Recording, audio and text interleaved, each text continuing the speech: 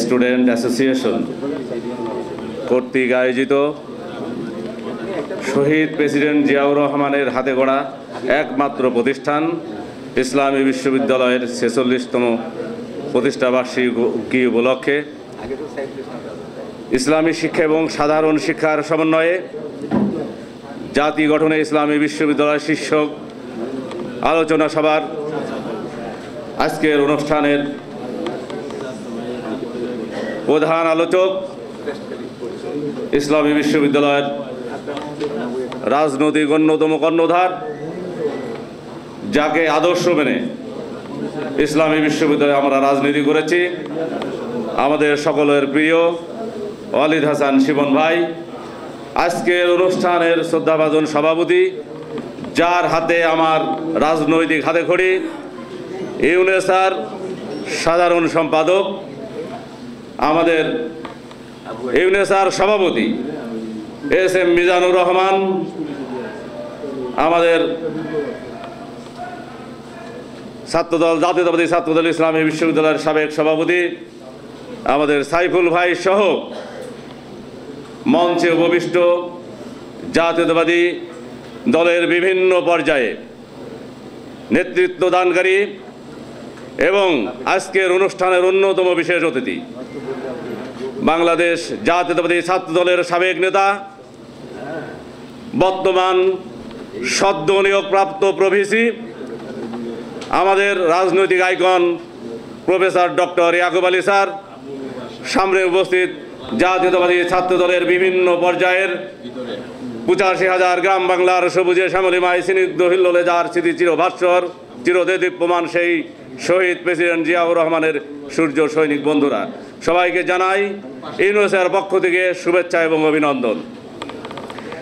শহীদ president Ziaur Rahman সম্পর্কে বলতে গেলে জিয়াউর রহমান একটি ইতিহাস, জিয়াউর রহমান একটি দর্শন, জিয়াউর রহমান একটি দেশপ্রেমিক প্রেসিডেন্টের নাম।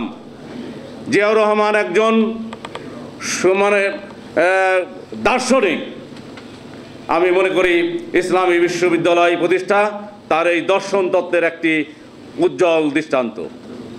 আমি মনে করি ১৯৭১ সালে স্বাধীনতার ঘোষণা দিয়ে বিশৃঙ্খল জাতিকে ঐক্যবদ্ধ করে ৯ মাস সশস্ত্র সংগ্রামে অবতীর্ণ হয়ে এই জাতিকে মুক্ত করেছিল শহীদ প্রেসিডেন্ট জিয়াউর রহমান, যিনি রণাঙ্গনে যুদ্ধ করে, যিনি গুরুত্বপূর্ণ সেক্টরে সাহসিকতার সাথে যুদ্ধ করে এই জাতিকে নেতৃত্ব দিয়েছেন।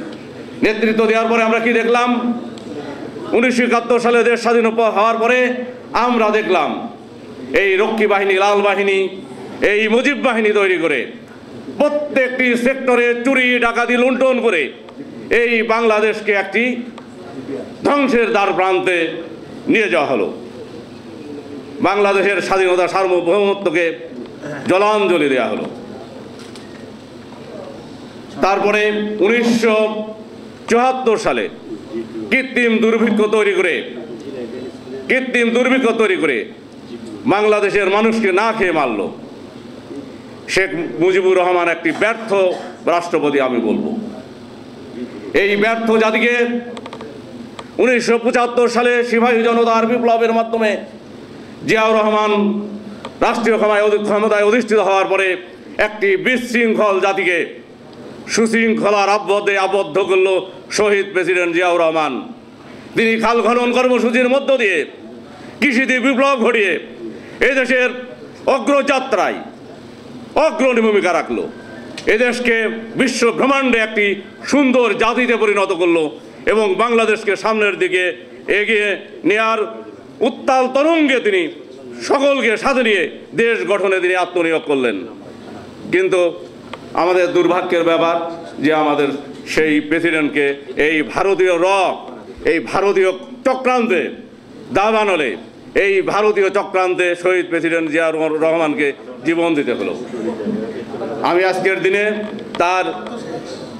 তার স্মৃতির প্রতি আমি গভীর শ্রদ্ধা নিবেদন করছি এবং পরিশেষে আপনারা জানেন একটি কুচক্রী মহল এই জাতিকে আবারও ব্যর্থ রাষ্ট্রে পরিণত করার ষড়যন্ত্রে লিপ্ত, বিএনপিকে ধ্বংস করার ষড়যন্ত্রে লিপ্ত। আমরা জাতীয়তাবাদী শক্তি এই মঞ্চে উপবিষ্ট যে সমস্ত নেতৃবৃন্দ আছে, সামনে যারা আমরা আছি, সকলে ঐক্যবদ্ধ এই রুহুল কুদ্দুস রিজভী আহমেদ আগামী দিনের রাষ্ট্রনায়ক তারেক রহমানের নেতৃত্বে সকল চক্রান্ত মুছে দিয়ে সকল চক্রান্ত ধূলিসাৎ করে আমরা জাতীয়তাবাদী শক্তিকে সামনের দিকে এগিয়ে নিয়ে যাব। এবং ইসলামী বিশ্ববিদ্যালয়ে আমরা যারা আছি, আগামী দিনে এই ইসলামী বিশ্ববিদ্যালয়কে জিয়াউর রহমান যে লক্ষ্য উদ্দেশ্য নিয়ে ইসলামী বিশ্ববিদ্যালয় প্রতিষ্ঠা করেছিলেন, আমাদের ইয়াকুবুল আলী স্যার আছেন আমাদের ইসলামী বিশ্ববিদ্যালয়ের সৃষ্টি, আমরা তার নেতৃত্বে আগামী দিনে ইসলামী বিশ্ববিদ্যালয় জিয়াউর রহমানের নেতৃত্বে আদলে আমরা ইসলামী বিশ্ববিদ্যালয় করতে চাই। সকলের সুস্বাস্থ্য এবং মঙ্গল কামনা করে আমি আমার বক্তব্য শেষ করছি।